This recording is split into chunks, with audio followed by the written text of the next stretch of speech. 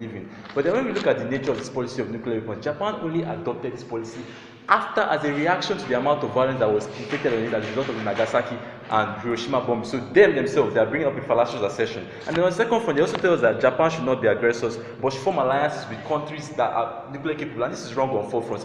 First of all, this means that Japan subscribes to the nuclear bombing philosophy, but then is willing to play the whole hide behind the curtains game, and they see responsibility to another country. So when America attacks another country, they will act as the victims, and then America is going to hold all the legal and moral culpabilities in that case. And this is wrong on another front because Japan basically is saying that we should seize responsibilities. We should cede responsibilities to us. So what happens in the case where America attacking North Korea works against their self-interest? America obviously not going to attack North Korea. So in this case now, Japan is going to be led by what they call it powerless.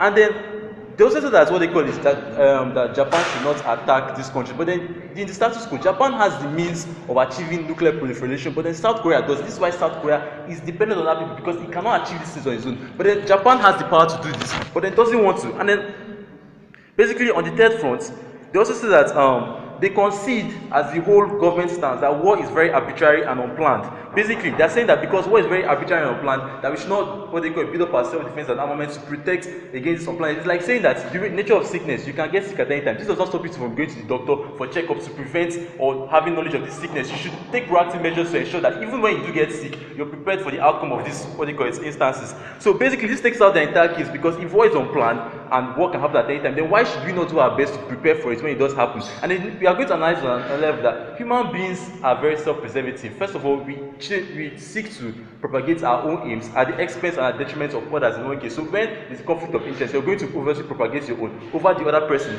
So then North Korea, they've agreed, is a rogue nation in this case. The word rogue nation is key in this debate. So basically, they're trying to, I'll take your PI later. So basically, they're saying that we should allow this rogue nation the ability to cause war and destruction in a mass scale when war itself is unplanned. And they're saying that we should allow this rogue nation to have a power that we do not have and we cannot retaliate, because the whole point of this, what they call mutually assured destruction, is that if you destroy me, your own self-preservation is at stake. So this is what prevents them from destroying the first place. And I'm going to give an analogy on that. And in the Orlando shooting, when the criminal that shot a lot of people walked into the bar and started shooting, he entered the bar with the presumption that there were not a lot of armed people or any armed people in that bar. If he had known or had premonition that there were a lot of people, that everybody in that bar was armed, he would have entered there and started shooting everybody, because he would have known that highest he would shoot people and then he would be gone before he would be killed. So basically, to our positive matter, we are going to be talking about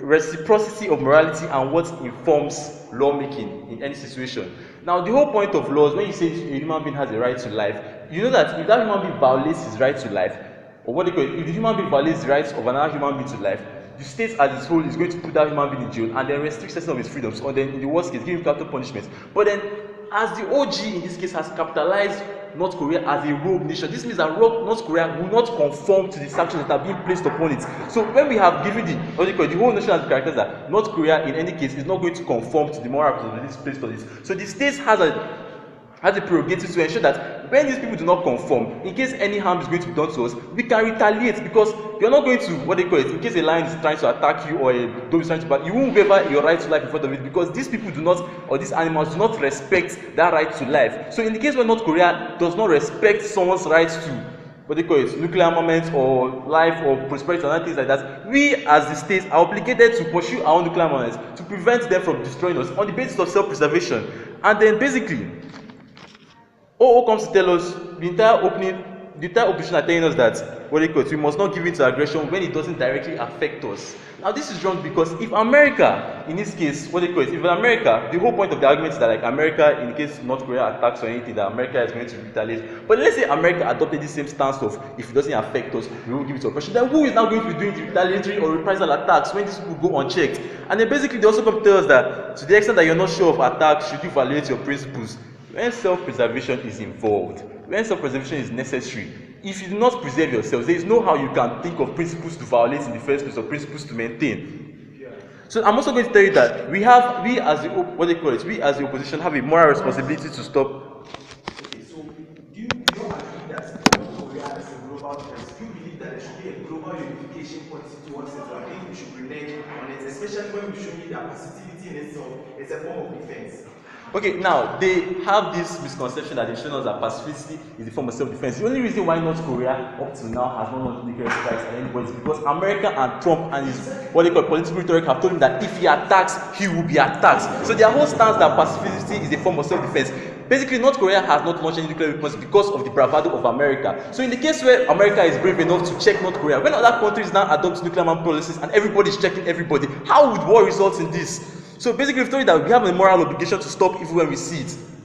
And how are we going to achieve this? Now, North Korea has nuclear armament, so North Korea can go unchecked, and then what they call it, North Korea can perform any way it wants to because it has these nuclear armaments. But then, in a case where you see wrong being done to another person, you're not going to say that because there's someone that is more capable of taking care of that harm, that you should allow that person to intercede and then stand by, because this is immoral. In the case where harm is done to anybody and then you're in a position where you can act as an agent to stop that harm, you should. It's your moral responsibility, because anything done otherwise will be morally reprehensible. So in a case where other countries do not have nuclear armaments, and Japan has the technology to pursue and create nuclear armaments that are going to prevent the proliferation of war on the part of North Korea, Japan has a moral obligation to achieve these nuclear armaments to ensure that in the long run that there is stability, and that as a result of what they call it, North Korea is not incentivized to attack Japan or to attack South Korea. And they've also told you that what they call it, this nature that they're trying to present this political stance as that Japan already had this preconceived notion to not fight.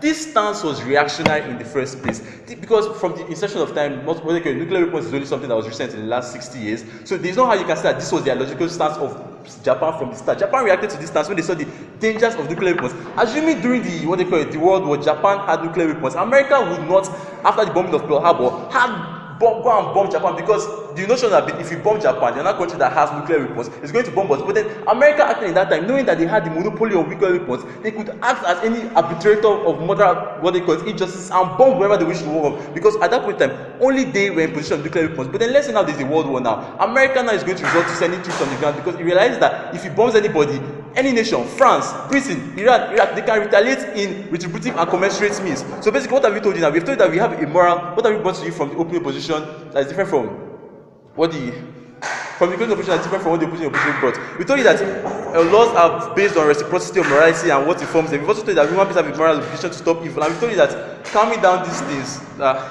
Thank you.